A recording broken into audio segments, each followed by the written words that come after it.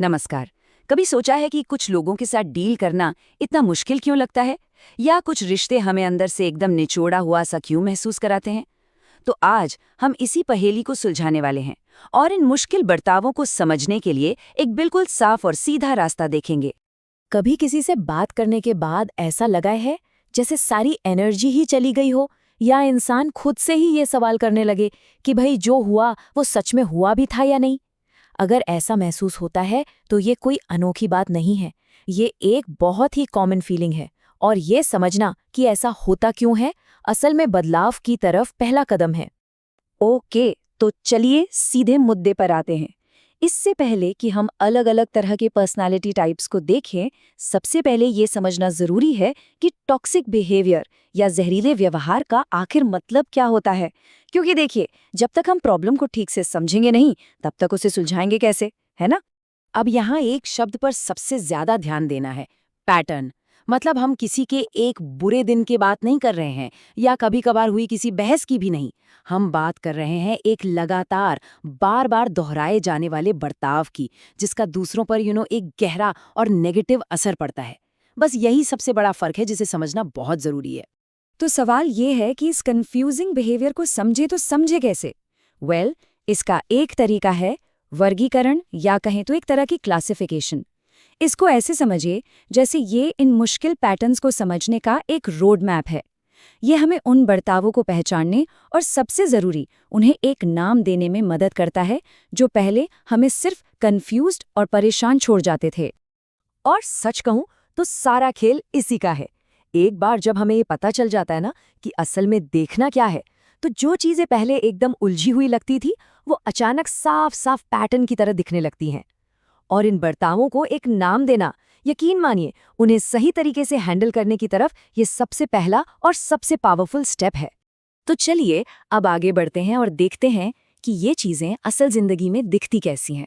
हम अब कुछ सबसे कॉमन आर्केटाइप्स या कह लीजिए पर्सनालिटी के नमूनों पर बात करेंगे। लेकिन एक बात याद रखनी है, हमारा मकसद किसी पर ठप्पा लगाना नहीं है, बल्कि उन बिहेवियर पैटर्न्स को समझना है जिनका सामना हमें करना पड़ सकता है। तो हमारा पहला आर्केटाइप है द गैसलाइटर। ये एक ऐसा शब्द है जो आजकल हर कोई इस्तेमाल कर रहा है, सुना भी बहुत होगा। पर इसका असली मतलब क्या है और ये बिहेवियर असल में दिखता कैसा है, चलिए इसको थोड़ा गहराई से समझते हैं। देखिए, गैसलाइटर का सबसे बड़ा हथियार होता है सामने वाले की रियलिटी पर ही सवाल उठा देना। वो साफ साफ कही गई बातों से मुकर जाएंगे। वो ये महसूस कराएंगे कि अरे, सामने वाला ही छोटी छोटी बातों का पहाड़ बना रहा है। और अक्सर तो अपनी ही गलतियों का ठीकरा दूसरों के सिर फोड़ देते हैं। मकसद सिर्फ एक, कि इंसान खुद पर और अपनी ही याददाश्त पर शक करने लगे। और ये रही उनकी सबसे क्लासिक लाइन, ये तो बस तुम्हारी कल्पना है, मैंने ऐसा कभी नहीं कहा। सुनने में ये एक छोटा सा वाक्य लगता है ना, पर असल में ये किसी के भी कॉन्फिडेंस और उसकी रियलिटी की समझ को जड़ से हिला देने वाला एक बहुत बहुत पावरफुल हथियार है। हमारा अगला आर्केटाइप है द परपेचुअल विक्टिम, या जिसे हम कह सकते हैं स्थायी पीड़ित। अब ये मैनिपुलेशन का एक बिल्कुल अलग ही स्टाइल है। ये लोग ताकत नहीं दिखाते, बल्कि अपनी बेचारगी का इस्तेमाल करके दूसरों को कंट्रोल करते हैं। स्थायी पीड़ित की दुनिया में गलती कभी उनकी होती नहीं है। जी हाँ, कभी नहीं। हमेशा कोई और सिचुएशन ही जिम्मेदार होती है। अगर वो लेट हैं तो ट्रैफिक की गलती, काम बिगड़ गया तो किस्मत ही खराब थी। ये लोग सामने वाले में गिल्ट और दया की भावना जगाकर अपना काम निकलवा लेते हैं और खुद किसी भी जिम्मेदारी से साफ बचकर निकल जाते हैं। और ये लाइन उनकी पूरी सोच को बयां कर देती है। इसमें मेरी कोई गलती नहीं है, पता नहीं ये सारी बुरी चीजें हमेशा मेरे साथ ही क्यों होती हैं।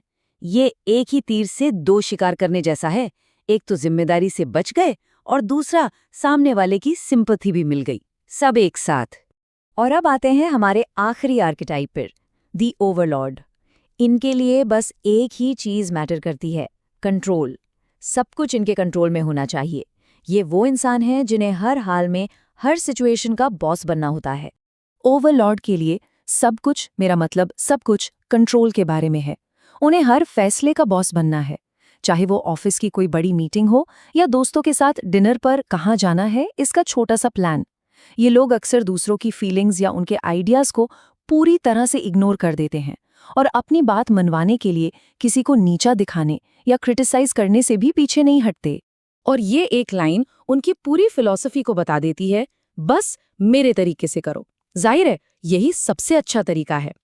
इस सोच में किसी और के नजरिए, किसी और के एक्सपीरियंस या किसी और की भावनाओं के लिए कोई जगह ही नहीं है। तो ठीक है, हमने इन पैटर्न्स को पहचान लिया, पर अब सवाल ये है कि अब क्या? इस जानकारी का करना क्या है? देखिए, इन्हें पहचानना तो सिर्फ पहला कदम है। असली पावर तो तब आती है जब हम इस जानकारी के आधार पर कुछ करते हैं, जब हम एक्शन लेते हैं। और एक बात बिल्कुल साफ कर दूं, हमारा मकसद किसी से जाकर लड़ना या उस पर कोई डायग्नोसिस का लेबल चिपकाना नहीं है। बिल्कुल नहीं। ये जानकारी असल में अपनी इमोशनल और मेंटल हेल्थ को बचाने का एक टूल है। ये अपने लिए हेल्दी और सही फैसले लेने के बारे में है। तो यहाँ एक बहुत ही सीधी सादी सी स्ट्रैटेजी है। स्टेप 1, पैटर्न को पहचानिए, जैसा हमने अभी सीखा। स्टेप 2, एक बाउंड्री बनाइए, मतलब ये तय कीजिए कि क्या बर्दाश्त किया जाएगा और क्या नहीं। और स्टेप 3, जो कि सबसे ज्यादा जरूरी है, अपनी भलाई को, अपनी वेलबींग को सबसे ऊपर रखिए। याद रखिए, ये सेल्फिश होना नहीं है, ये सेल्फ प्रिजर्वेशन है। और आखिर में एक सवाल है जिस पर सोचने की जरूरत है। किसी के मुश्किल बर्ताव और एक जहरीले पैटर्न के बीच की वो पतली सी लाइन आखिर कहाँ होती है? ये एक गहरा सवाल है जो हमें अपने रिश्तों को और ज्यादा साफ नजर से देखने और समझने में मदद कर सकता है।